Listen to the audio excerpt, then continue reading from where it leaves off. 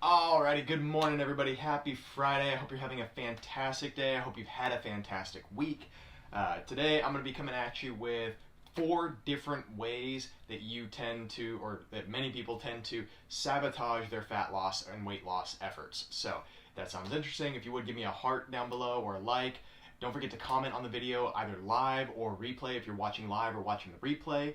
And then make sure you stay tuned and share this video afterwards so people can benefit from everything. So if you're new, my name's Coach Aaron. I'm with Fitness Legacy Coaching. Our focus is helping people who are busy or dealing with family life to lose weight in realistic ways with good habits that actually work. So here we go. 4 ways that you tend to sabotage your weight loss efforts. Okay.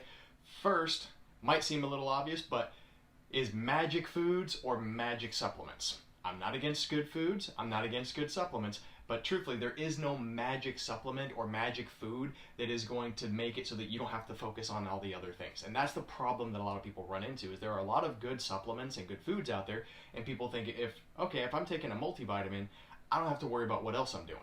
And that's absolutely not the case.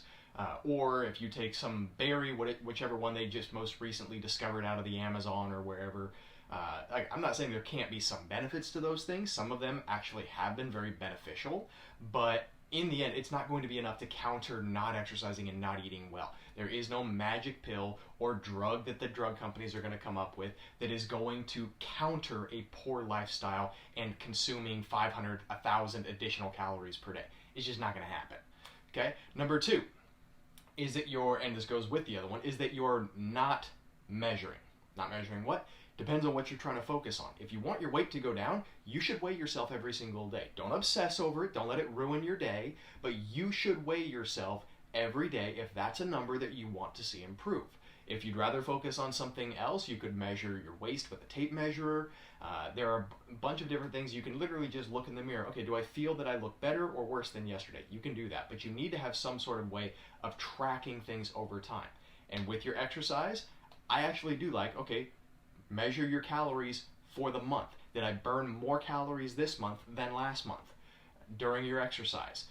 For your food, are you actually tracking your food? If you want the needle on the scale to move, you've got to track your food in some way, shape, or form. There are different ways to do this, but you have to track things. What gets measured gets managed. And when you're not measuring things, I've seen this happen time and time again with clients where they start off measuring and they're doing fine, and then I start noticing that their weight is stalling, they're having trouble, maybe their weight starts going back up, and then I ask them, okay, hey, are you using the food scale? Are you tracking your calories? And they've drifted on that. They've gone backwards, they've stopped tracking those things as much, and then their weight follows. What ends up happening? Your protein intake goes down, your calorie intake goes back up because you're no longer monitoring it, and these little things start moving over days and weeks, okay? So measure regularly. You decide. I think everybody should track at least 2 things on a regular basis. You decide what the 2 things are you should track. National Weight Loss Registry, which is the biggest database of people in the world who've lost weight and kept it off for a significant period of time, says that that people who are successful in keeping the weight off continue to track forever.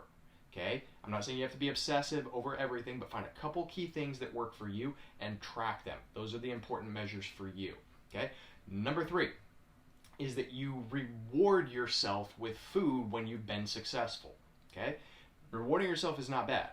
In fact, it's actually very important, very key to the habit change process is that you successfully perform the habit that you're wanting to change, and then there is some sort of trigger, some sort of reward for having done so. That helps to reinforce the behavior so that you continue to do it over an extended period of time. But what happens for a lot of people is they go work out and then they go get a treat. I've even seen clients do this in advance. I had one client one time who would continually show up to her workouts, often late, with a Starbucks coffee, and I told her at one point, okay, you're showing up you're drinking a sugary drink, and she countered with, okay, I only get 2 pumps instead of 5. I said, there are still about as many calories in that drink as you will burn in this 30-minute workout that you were late to. So let that sink in. Okay, if you burn 200 to 300 calories in a 30-minute workout, you go have a 300, 400, 500 calorie treat, either before, after, or whatever, or that you treat a lot on the weekend so you're good on your diet and then your calorie intake spikes really high over the weekend. A lot of people run into that problem. They reward themselves with calories rather than rewarding themselves with other things that are good and fun. Okay, so as a friend of mine put it to one of his clients once, you're not a dog. Don't reward yourself with food. Okay, I'm not saying you can't have treats. You absolutely can. And there's a way to do that, but that's not part of the reward system for positive behavior change. Okay, and then number 4 is that you're not using experts or support system of some sort.